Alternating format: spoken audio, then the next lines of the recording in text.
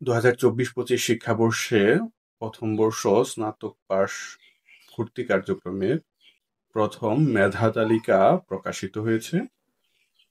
প্রথম মেধা তালিকায় স্থানপ্রাপ্ত শিক্ষার্থীদের চূড়ান্ত ভর্তি ফর্ম পূরণ এবং তার প্রিন্ট কপি সংগ্রহের তারিখ হচ্ছে 4 নভেম্বর থেকে 16 নভেম্বর পর্যন্ত।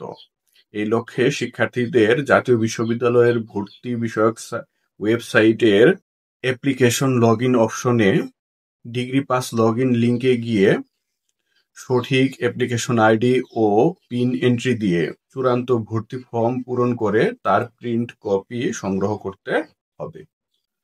প্রথম মেধা তালিকায় স্থানপ্রাপ্ত শিক্ষার্থীদের চূড়ান্ত ভর্তি ফর্ম পূরণ এবং রেজিস্ট্রেশন ফি সংশ্লিষ্ট কলেজে জমাদানের তারিখ হচ্ছে 5 নভেম্বর থেকে 17 নভেম্বর পর্যন্ত।